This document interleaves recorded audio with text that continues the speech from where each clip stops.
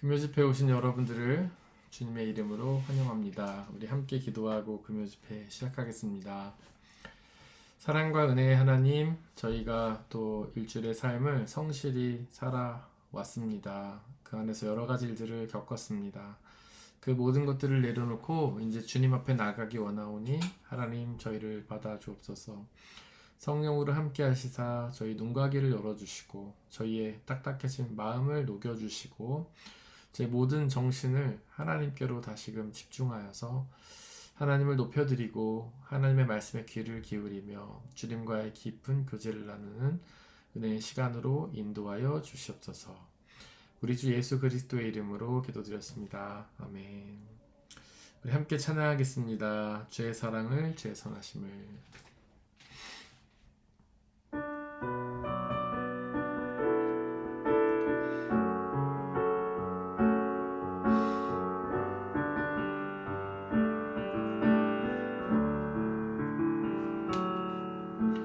주의 사랑을, 주의 선하심을, 주의 은혜를 생각해보라. 하늘보다도 더 높으신 아버지의 사랑 크고 놀랍네. 아버지 사랑 크고 놀랍네. 주의 사랑을, 주의 사랑을, 주의 선하심을, 주의 은혜를 생각해보라. 하늘보다도 더 높으신 아버지의 사랑 크고 놀랍네. 아버지 사랑 크고 놀랍네. 내 어찌 그 사랑 잊으리. 내 어찌 주의 긍휼 잊으리. 내 영혼의 모든 소원 만족시킨 하나님. 주의 사랑을, 주의 선하심을, 주의 은혜를 생각해보라. 하늘보다도 더 높으신 아버지의 사랑 크고 놀랍네. 아버지 사랑 크고 놀랍네. 나 길을 잃고 헤맬 때, 나 길을 잃고 헤맬 때 그 사랑 날 찾아 내셨네. 내 영혼의 모든 소원 만족시킨 하나님. 주의 사랑을, 주의 선하심을, 주의 은혜를 생각해보라. 하늘보다도 더 높으신 아버지의 사랑 크고 놀랍네. 아버지 사랑 크고 놀랍네. 아버지 사랑 크고 놀랍네. 아버지 사랑 크고 놀랍네. 빈들의 마른 풀같이 찬양하겠습니다.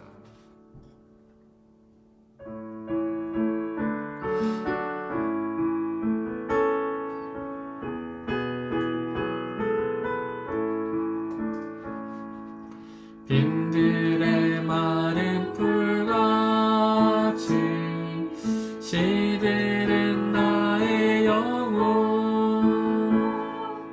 주님이 약속한 성령 간절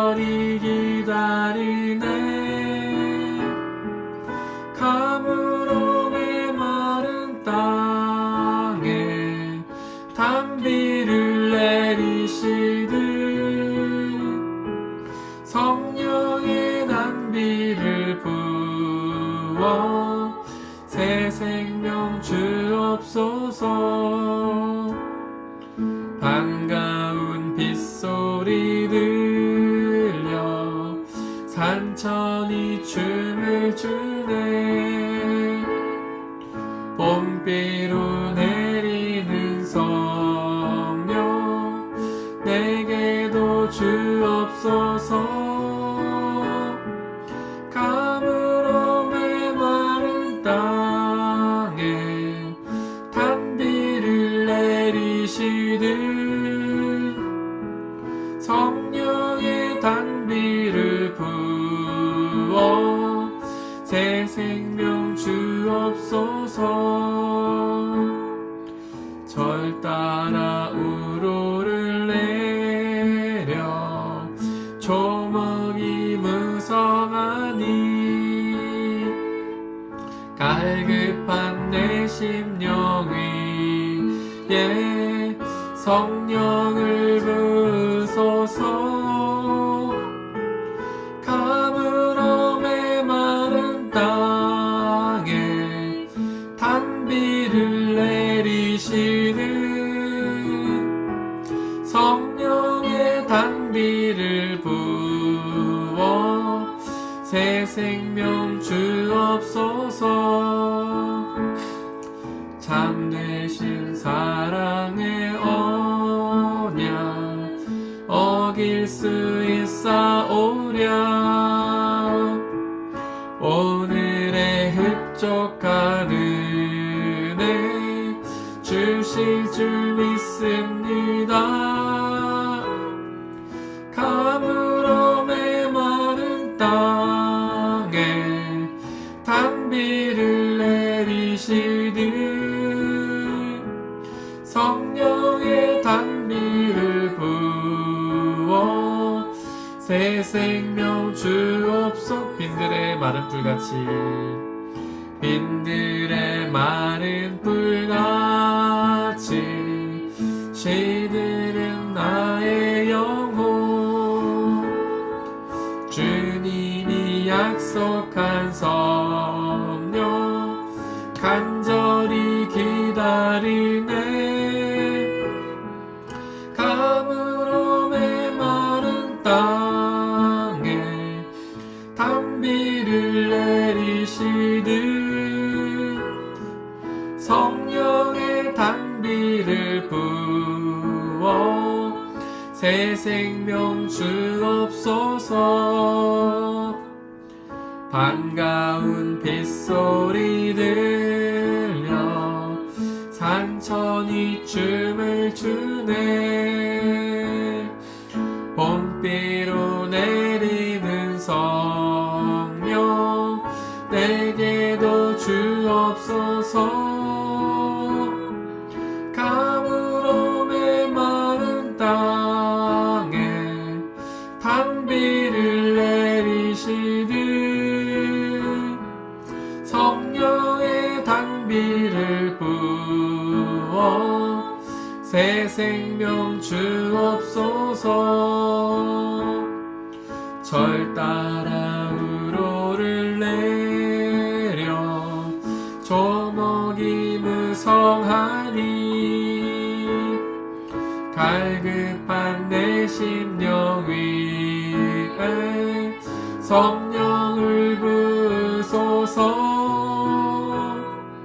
가물어 메마른 땅에 단비를 내리시듯 성령의 단비를 부어 새 생명 주옵소서. 참되신 사랑의 언약 어길 수 있사오랴. 오늘의 흡족한 은혜 주실 줄 믿습니다. 가물어 메마른 땅에 단비 이루시듯 성령의 단비를 부어 새 생명 주옵소서. 아버지 당신이 마음이 있는 곳에 찬양하겠습니다.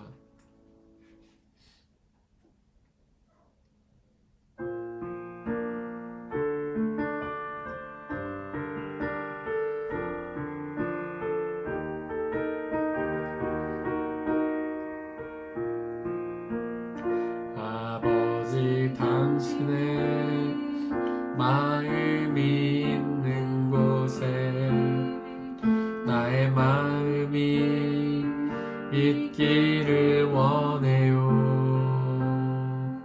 아버지 당신의 눈물이 고인 곳에 나의 눈물이 고이길 원해요. 아버지 당신이 바라보는 영혼에게 나의 두 눈이 향하길 원해요. 아버지 당신이 울고 있는 어두운 땅에 나의 두 발이 향하길 원해요. 나의 마음이 아버지의 마음 알아. 내 모든 뜻 아버지의 뜻이 될 수 있기를. 나의 온 몸이 아버지의 마음 알아. 내 모든 삶 당신의 삶 되기를. 아버지 당신의 마음이 있는 곳에 나의 마음이 있기를 원해요.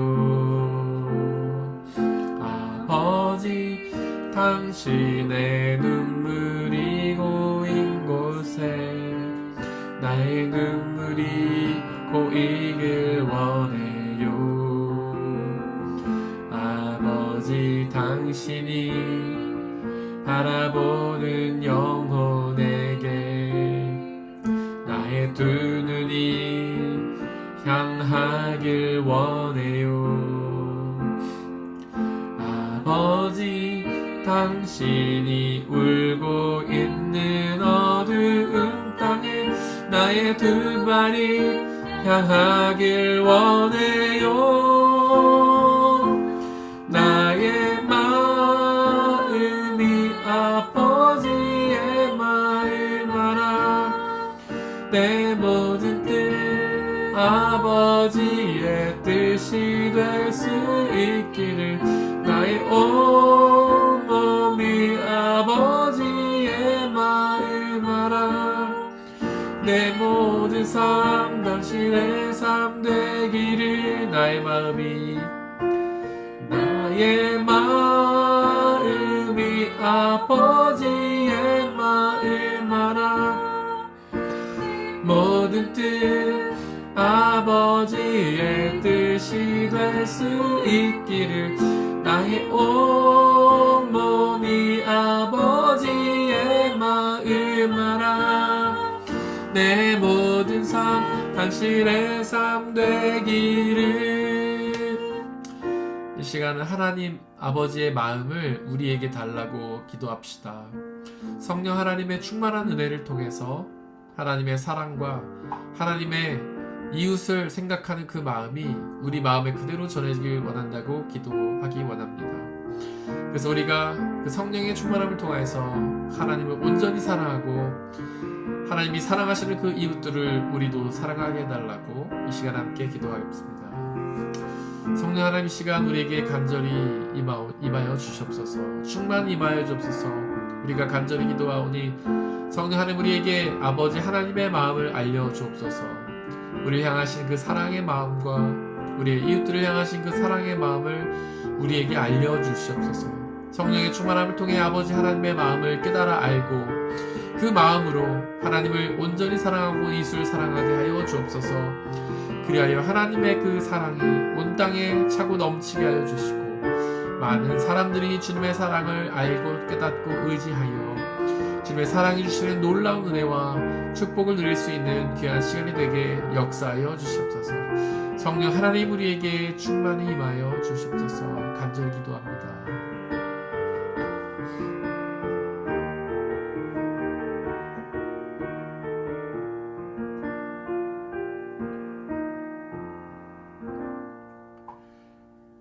아버지 하나님, 이 시간 간절히 기도하오니 우리에게 당신의 말씀을 선포하여 주시옵소서.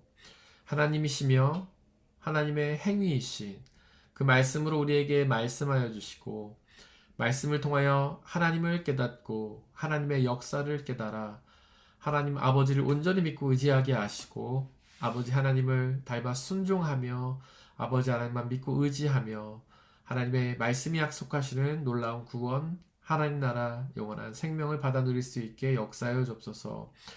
성령 하나님 우리에게 충만히 임하여 주시고 하나님의 말씀을 온전히 집중하여 듣게 하시고 깨닫고 믿게 하시고 순종케 하셔서 그 말씀이 약속하시는 놀라운 구원과 참된 평안과 기쁨을 누리는 복된 시간으로 인도하여 주시옵소서. 우리 주 예수 그리스도의 귀하신 이름으로 기도드렸습니다. 아멘. 네, 저희가 오늘 나눌 말씀은 누가복음 1장 15절 말씀입니다. 저희가 지난주까지 굉장히 여러 번을 반복해서 성령을 충만하게 받을 것이며 이 말씀을 나눴죠. 성령을 충만하게 받을 것이며 오늘은 그 앞줄부터 함께 이제 저희가 나눠보려고 합니다. 어머니 뱃속에 있을 때부터 성령을 충만하게 받을 것이며 어머니 뱃속에 있을 때부터 성령을 충만하게 받는다라는 게 무슨 뜻일까요? 이제 성경에 많은 사람들을 보면 보통은 이제 좀 성장을 어느 정도 했을 때 성령의 충만함을 받습니다. 물론 뭐 예수 그리스도 같은 경우에는 어린 시절부터 성령으로 충만했다라고 우리가 알고 있지만 다른 분들의 경우에는 그렇지 않죠. 뭐 좀 뒤늦게 하나님을 경험하고 성령의 충만함을 받은 경우들이 대부분입니다. 뭐 특별히 우리가 엘리야와 엘리사의 관계를 볼 때 엘리사 저희가 몇 주 전에 설교 시간에도 나눴었죠. 하나님께서 엘리사가 그러잖아요. 엘리야의 어떤 제자로서 엘리야와 같은 성령의 충만함을 받고 싶다 이렇게 얘기를 하니까 엘리야 그러지 않습니까? 내가 하나님 나라로 올라가는 것을 네가 보면 너는 나의 능력의 갑절을 받을 것이다. 그러니까 성령의 충만함의 능력을 받을 것이다. 이렇게 얘기를 하죠. 근데 그때 이제 엘리야가 하나님 나라로 올라가는 장면, 과연 그것이 무엇이길래 그 장면을 보는 것만으로도 엘리사가 엘리야의 능력, 어떤 성령의 충만함의 능력을 갑절로 받을 수 있었을까요? 그 모습을 보면 이제 불병거와 어떤 바람이 부는 모습, 불과 바람의 모습을 보면서 그가 성령 충만을 하게 되죠. 과연 불과 바람이 무엇이길래 불병거, 그 다음에 바람, 그게 무엇이길래 엘리사가 그것을 볼 때 성령 충만하게 되었을까요? 이제 마가복음 마가의 다락방에 있던 어떤 예수님의 제자들이 성령 충만함을 받는 모습, 사도행전의 2장에 나오죠. 거기서 그 성령 충만함을 받는 모습을 보면 그 답을 얻을 수 있습니다. 마가의 다락방에 모였던 제자들, 그들은 이제 예수님의 부활을 경험하고도 거기서 무서워서 숨어 있었죠. 원래는 이제 각자 삶의 자리로 흩어졌었는데 예수님이 그들을 일일이 찾아가시죠. 엠마오로 가던 두 자자에게도 찾아가셔가지고 그들과 함께 대화를 나누시는데 이제 그들이 예수님을 보고도 예수님을 알아보지 못하죠. 그래서 그들이 예수님과 함께 성찬을 행할 때 빵과 포도주를 뗄 때 그들이 이제 예수님을 알아보게 되죠. 그리고 다시 이제 예수님의 제자로서 모여들게 됩니다.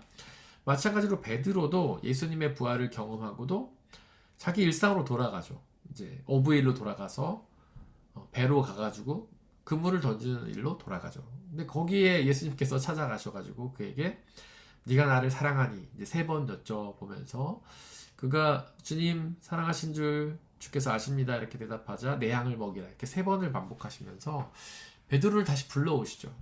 그렇게 예수님의 제자들을 이제 불러 모으시는데 그게 어디냐? 이제 마가의 다락방이죠.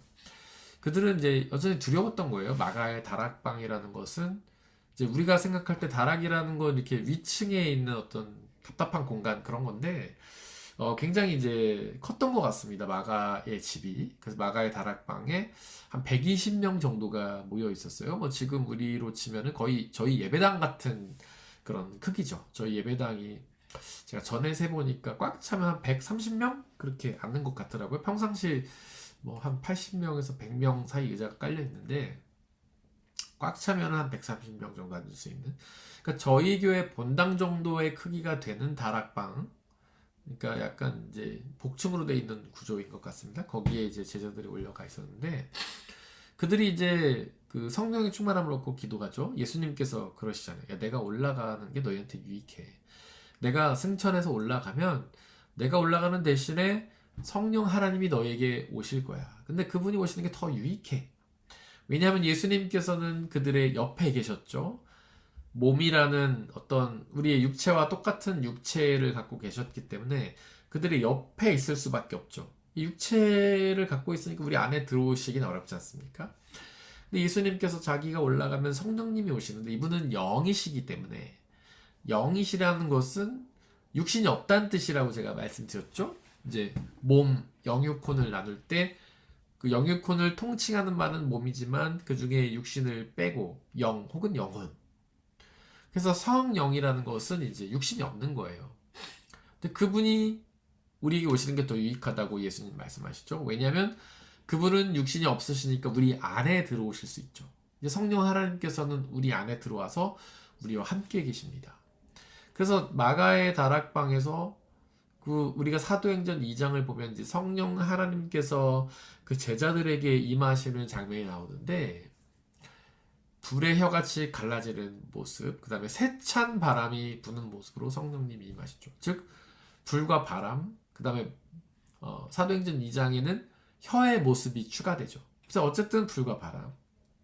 그래서 불과 바람, 엘리사가 봤던 불과 바람은 바로 성령이죠. 그러니까 이처럼 보면 성령 하나님을 늦게 받는 경우가 있어요. 뭐 사무엘도 마찬가지고요. 뭐 성경에 나오는 대부분의 사람들이 성령을 늦게 받습니다. 그리고 예수님의 제자들도 마찬가지였고요. 사도 바울도 그랬고. 그러니까 그들이 좀 성장하고 어느 정도 나이가 좀 들고 연륜이 쌓이고 난 다음에 성령의 충만함을 받는 경우가 많아요. 근데 세례 요한은 여기 보니까 어머니 뱃속에 있을 때부터 성령을 충만하게 받는다라고 나옵니다. 아주 드문 케이스예요. 희귀 케이스예요. 어머니 뱃속에서부터 성령의 충만함을 받는다.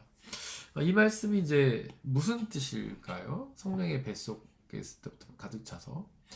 근데 우리는 보통 성령의 충만함을 받는 것을 우리의 노력이라고 굉장히 이제 생각을 하죠. 노력. 성령 충만이 노력이다.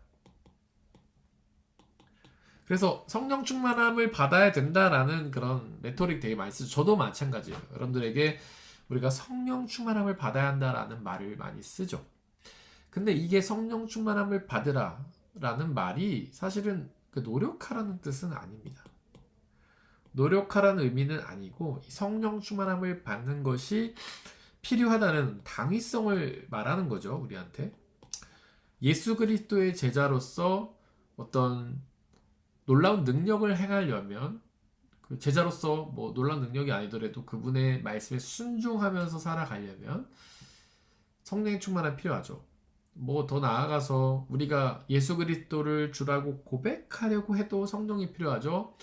이제 사도행전 그렇게 말하잖아요. 누구든지 성령이 아니고서는 예수를 주라고 고백할 수 없다. 그러니까 예수님을 주님, 그리스도, 나의 구원자라고 고백할 수 있는 사람은 이미 성령 충만함을 받은 것이죠. 그래서 성령 충만함은 우리의 노력으로 받는 것이 아니에요. 성령을 충만해야 된다, 충만해야 된다 이렇게 말하는 것은 성령 충만함이 필요하다는 당위성을 말하는 거예요. 왜냐하면 성령을 통해서만이 우리가 믿음이 가능하기 때문이죠. 예수 그리스도를 성령이 아니고서는 예수 그리스도를 주라 말할 수 없다. 다른 말로 하면 성령이 아니고서는 우리는 예수님을 믿을 수가 없다 이런 뜻이거든요. 그래서 우리는 생각하기로는 예수님을 믿으면 성령 충만함을 받는다라고 생각하지만 순서가 틀렸어요. 성령님이 우리에게 오실 때에 우리에게 믿음이 생기는 거예요. 저와 여러분들이 예수 그리스도를 주님으로 고백할 수 있는 이유는 성령 하나님께서 우리에게 찾아오셔서 그분을 향한 믿음을 주셨기 때문이죠. 성령 충만은 노력이 아니에요. 예수님을 믿지 않는 사람이 성령이 뭔 줄 알고 그거를 받으려고 하겠습니까? 성령 하나님께서 우리에게 오셔서 믿음을 주셨기 때문에 우리가 믿음이라는 걸 가질 수 있는 것이에요. 그래서 성령 충만은요, 우리의 노력이 아니고 성과가 아니고 은혜입니다. 은혜. 은혜는 이제 헬라어로 히아리스죠. 원래는 히아리스. 선물이란 뜻이죠. 선물. 선물의 핵심은 공짜다. 거저 주시는 것이다. 라는 뜻이에요. 그러니까 우리가 뭔가 성령 충만함을 받기 위해서 노력했기 때문에 성령을 받는 것이 아니라 그냥 성령 하나님께서 우리를 택해 주시고 찾아와 주셔서 우리에게 성령 충만함의 은혜를 베풀어 주셨다는 거죠. 공짜로. 우선순위는 성령 충만이 먼저, 그리고 믿음은 그 다음이에요. 우리가 성령을 받았기 때문에 믿게 되는 것이죠. 우리가 이 신앙생활에서 노력이라는 것은 우리가 굉장히 조심해야 되고 경계해야 되는 거예요. 우리가 이 노력을 앞세울 때 뭐에 빠지냐? 율법주의에 빠집니다. 성경 속에는 이제 바리새인들이죠. 복음서에서. 그리고 사두개인들, 바리새인들은 이제 평신도 지도자들, 자이지만 그 다음에 사두개인은 제사장 그룹인데 이들은 어쨌든 이제 유대교의 지도자들이죠. 율법주의라는 것은 율법은 좋은 거예요. 하나님의 말씀을 뜻하는 거예요. 율법은 그냥 성경이라고 이해하시면 돼요. 이걸 요약하면 이제 모세오경, 예를 10가지로 요약하면 11조가 아니라 10계명, 죄송합니다. 10계명을 예수님은 2개의 계명, 2가지의 계명인데 이제 예수님이 이거를 3계명이라고 칭하셨죠. 이게 율법이라는 거, 하나님의 말씀이에요. 그러니까 성경 전체가 율법이라고 이해하시면 돼요. 율법은 좋은 거잖아요. 좋다라고만 말할 수 없는 아주 필수적인 것이죠. 우리가 신앙생활함에 있어서 말씀이 없이는 불가능하잖아요. 근데 왜 이걸 율법이라고 표현했는가? 하나님 나라의 백성들이 지켜야 될 법이기 때문에, 하나님의 말씀은 하나님의 나라의 백성들이 지켜야 될 법이기 때문에 그런 거예요. 대한민국 국민이 대한민국 헌법을 지키듯이 하나님 나라의 백성들은 율법을 지켜야 되기 때문에 이게 법이라고 써 있는 거예요. 원래는 말씀이에요. 율법은 좋은 것이에요. 근데 율법주의가 나쁜 거죠. 뭐 그런 말도 있지 않습니까? 세상의 모든 주의는 다 주의해야 한다. 이런 말 있지 않습니까? 주의자가 붙으면 하여튼 변질되고 왜곡되고 그러는 거예요. 이게 율법주의의 문제가 뭐냐? 여기에 노력이 들어갔다는 거. 노력. 내가 노력해야 되는 거. 내가 율법을 지키는 노력을 통해서 나의 노력을 통해서 구원을 얻을 수 있다라고 생각하는 것이 율법주의예요. 나의 노력. 여기 내가 들어가지 않습니까? 나는 뭐 조금 이따 다루겠지만 나는 이제 죄의 근원이죠. 다른 말로 하면은 교만이에요. 신앙생활에서 나가 들어가면 다 교만함의 죄악에 빠질 수 있는 굉장히 위험성이 농후한 거예요. 내가 노력해서 구원 얻는다? 그럼 구원의 주체는 누굽니까? 나예요. 내가 구원을 결정하는 거예요. 내가 하나님의 율법을 지킴으로써 구원을 얻는다라고 생각하니까 구원의 주체가 난 거예요. 하나님은 율법주의에서 별로 하는 역할이 없어요. 사실은 계시나 안 계시나 크게 상관이 없어요. 율법주의에서는요. 왜냐면 내가 구원을 결정하니까. 내가 율법을 지키면 구원, 아니면 구원이 아니니까요. 그래서 율법주의는요, 이거는 죄예요, 죄. 교만함의 죄인 것이죠. 우리가 신앙생활에서 이 노력은 아주 경계해야 되는 거예요. 물론 노력을 전혀 하면 안 된다는 뜻은 아니에요. 굉장히 그러니까 이게 긴장감 속에 있는 거예요.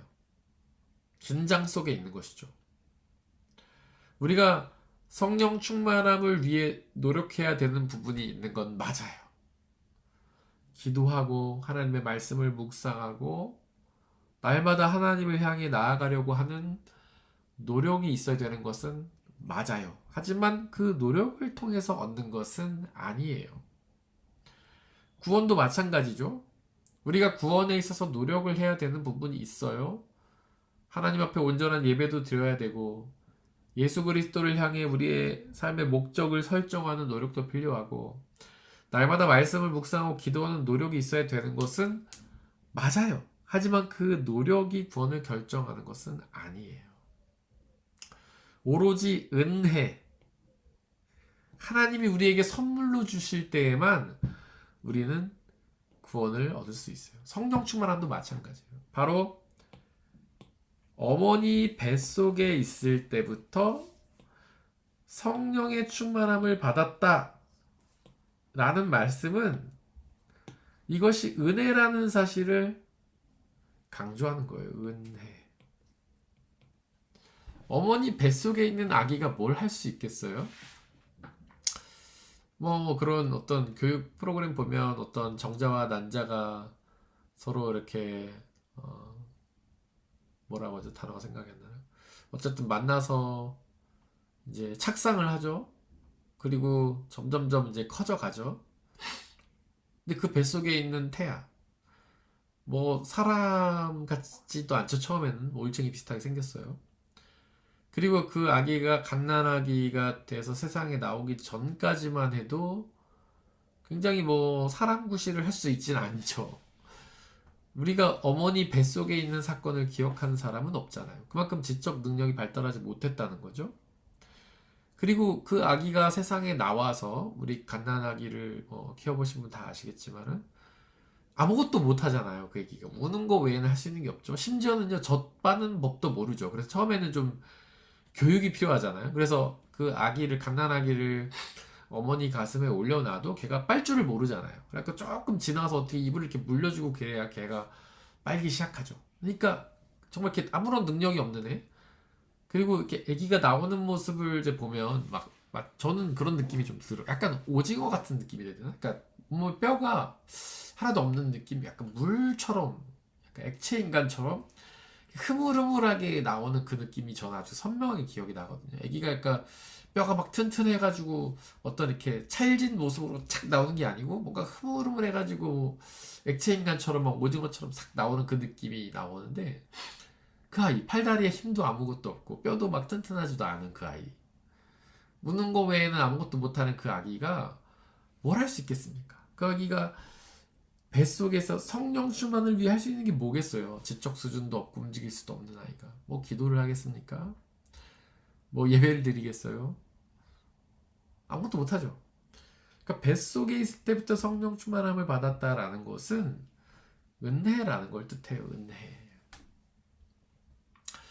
그러니까 많은 사람들이 그런 오해와 착각 속에 빠지죠. 내가 하나님 아버지 앞에 뭔가 쓰임 받는 이유가 좀 괜찮은 인간이어서 그렇다라고 생각하는 경우가 굉장히 많아요. 난 좀 능력도 있고 말도 좀 잘하고 그다음에 경건하게 살았고 거룩하니까 하나님이 나를 택해 주시고 은혜를 주셨나 보다 라고 오해하지만 그렇지 않습니다.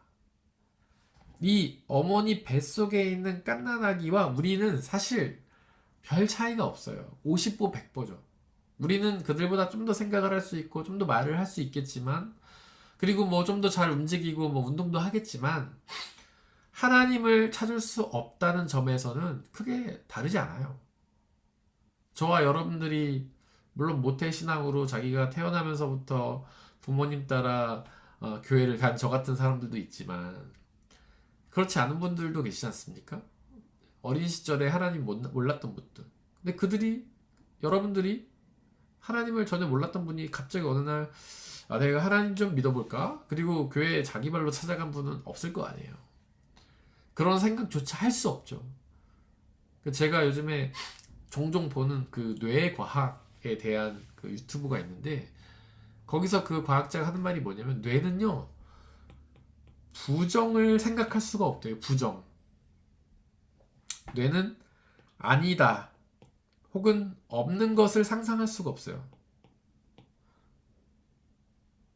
만약에 우리가 사람이죠?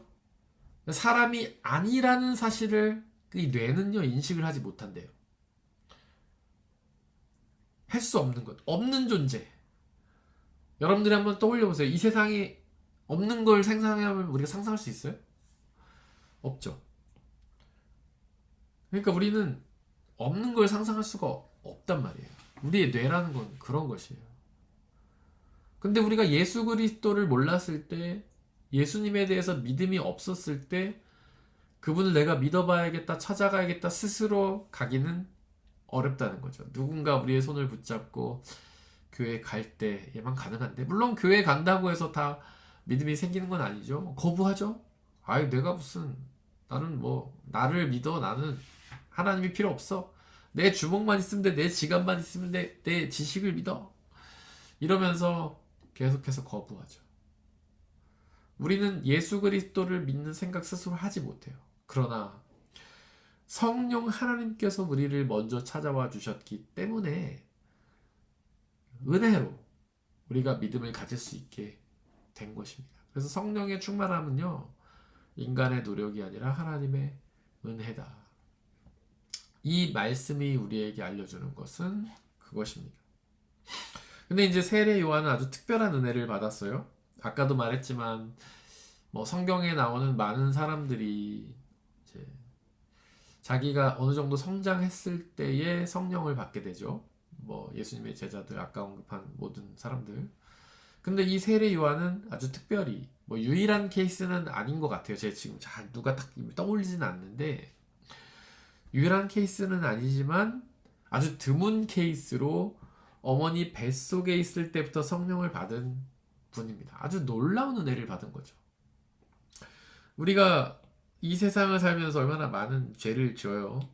이제 예수 그리스도를 믿지 않았던 분들 한번 생각해 보시면, 예수님 믿지 않았을 때 우리 삶이 어땠어요? 뭔가 이제 죄를 짓기도 했지만 여러 가지 그 불안이나 두려움, 어떤 실패의 감정들, 이런 게 우리를 많이 괴롭혔지 않습니까? 너무 힘들었잖아요, 그때의 삶이. 물론 그때나 지금의 삶의 환경이 확 달라진 건 아니지만 우리의 마음이 달라졌죠.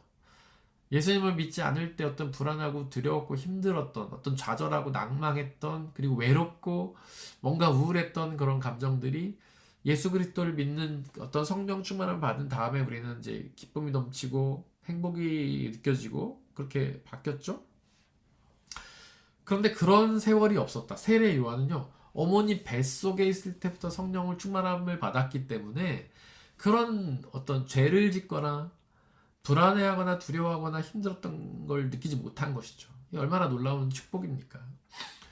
물론 뭐 모태 신앙이 이제 원래는 이제 모태 이렇게 쓰는데 못해 라고 쓰는 경우도 있죠. 그래서 모태 신앙이지만 어렸을 때 뭐 하나님 잘 믿지 않고 방탕한 어떤 탕자 같은 삶을 살 사람도 있지만, 그래도 모태 신앙인들이 어렸을 때부터 자기가 어쨌든 뭔가 기억이 있을 때부터 신앙생활을 가지고 나아간 사람들은 참 그래도 복받은 사람들이죠.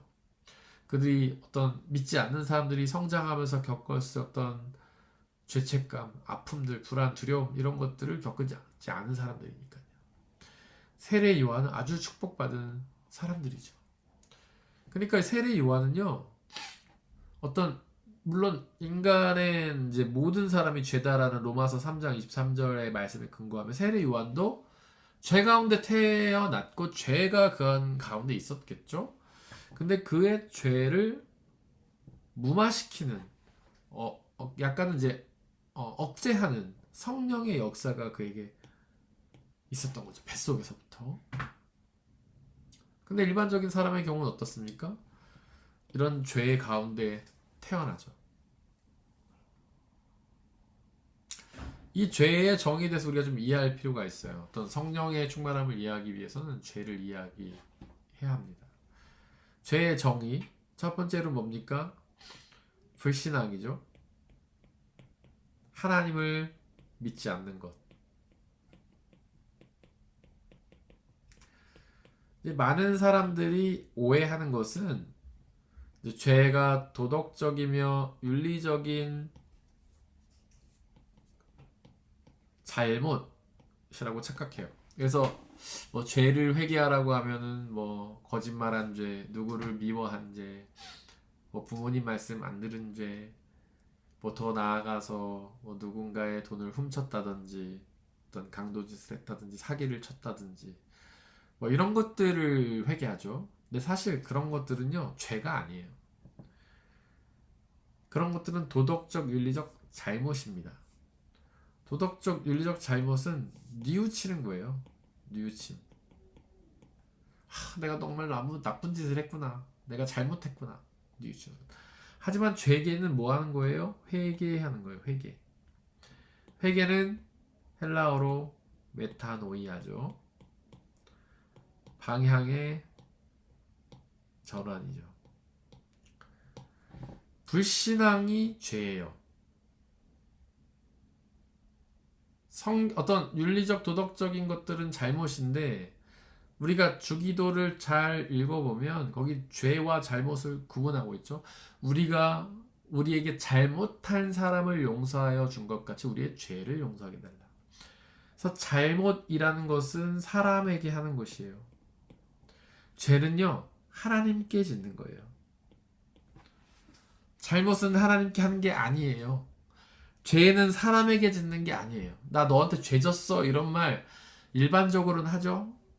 일반적인 세상에서. 근데 성경적으로는 안 맞는 말이에요. 성경적으로 죄는 오직 하나님께만 짓는 것이에요. 왜냐하면 죄는 불신앙이니까요. 잘못은 하나님께 하는 게 아니에요. 사람에게만 하는 거예요. 그래서 잘못은 뉘우치고 죄는 회개하고. 하나님을 믿지 않는 것이 죄입니다. 두 번째로 하나님을 믿지 않는 사람들도 뭔가는 믿어요. 왜냐하면 믿음이라는 것이 인간의 본성이기 때문에 그래요. 사람은 누구나 뭔가를 믿어요. 하나님을 믿지 않는 사람을 뭘 믿느냐? 다른 것을 믿죠? 뭐 예를 들자면 어떤 사람은 우상을 믿죠? 성경에 나타나는 뭐 밀곰, 몰렉, 바알 등등등. 이런 것이 사실은 다 부의 신이고 뭐 풍요의 신이고 이렇거든요. 그래서 지금 우리말로 바꾸면 돈, 명예, 뭐 권력 이런 것들이에요. 그 다음에 뭐 자신의 지식, 인간적인 지식을 믿는 사람도 있죠. 그 다음에 인간적인 힘을 믿는 사람도 있죠. 이게 다 우상이에요. 그래서 우상숭배가 죄입니다. 하나님을 믿지 않고 우상숭배. 그러니까 방향이 일단 다르잖아요. 하나님을 향해야지 되는 것이 믿음인데 하나님이 아닌 다른 불신앙, 하나님이 아닌 다른 것을 향하는 것 이제 죄. 그 다음에 다른 것 우상숭배. 세 번째로는 교만이에요. 교만은 나를 높이는 태도라고 우리가 알고 있지만 사실은 나 중심적 태도예요.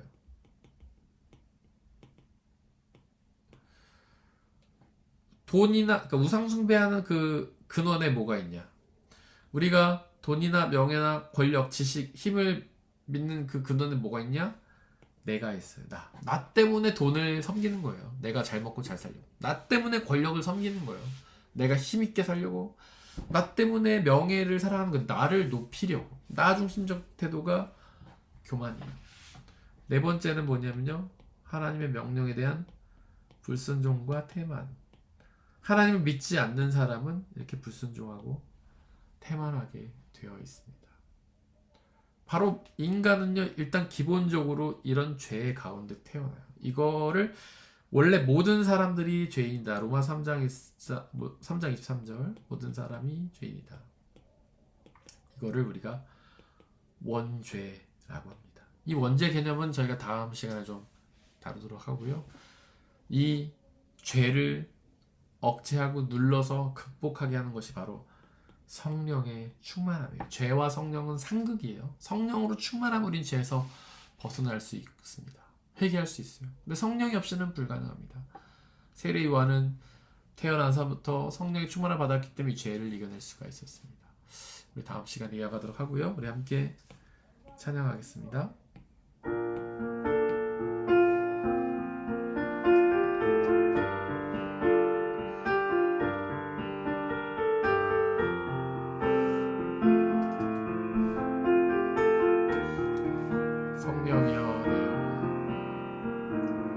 성령이여 내 영혼을 충만케 하소서. 내 속에 강물이 넘쳐나게. 성령이여 내 영혼을 충만케 하소서. 내 속에 강물이 넘쳐나게. 오 성령 하나님,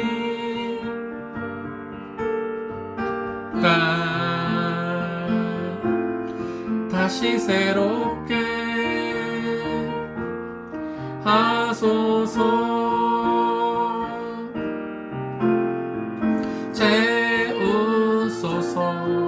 내 영혼이 세상 유혹 다 이기고 다시 주를 닮아가도록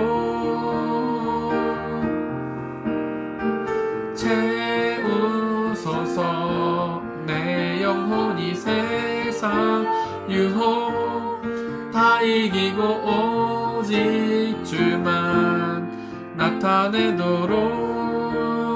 이 시간 함께 성령의 충만함을 소망하며 기도합시다. 성령의 충만함을 통하여 우리의 죄를 극복하고 우리 불신앙의 죄, 우상숭배의 죄, 교만함의 죄, 불성실과 태만의 죄를 다 내려놓고 온전히 하나님만 믿고 의지하며 나가게 해달라고 성령의 충만함 우리에게 은혜로 부어주시기를 원한다고 이 시간 함께 기도하겠습니다. 하나님 간절히 기도합니다. 당신의 영신 성령 하나님을 저에게 충만히 부어 주옵소서. 죄 가운데서 살아가고 있는 저, 하나님을 불신앙하고 하나님이 아닌 다른 것들을 더욱 사랑하고 나를 중심에 놓고 하나님의 말씀에 불성실하며 태만하는 저의 모든 죄악을 용서하여 주시고 그 죄악을 억누르고 온전한 회개를 이룰 수 있는 성령의 충만함을 저에게 허락하여 주시옵소서. 선물하여 주시옵소서. 은혜로 내려 주시옵소서. 날마다 성령으로 충만하여 날마다 주님이 기뻐하시는 믿음의 사람으로, 의인으로 거듭나며 하나님 나라에 더욱 가까워진 놀라운 역사가 있도록 성령 하나님 우리에게 충만히 임하여 주시옵소서. 그 무엇보다 하나님을 더 사랑할 수 있는 성령의 충만함 우리에게 선물하여 주시옵소서. 우리 모든 영혼들에게 선물하여 주시옵소서. 우리가 날마다 성령의 충만함으로 하나님 주신 놀라운 기쁨과 평안을 누릴 수 있는 귀한 은혜의 시간으로 인도하여 주시옵소서.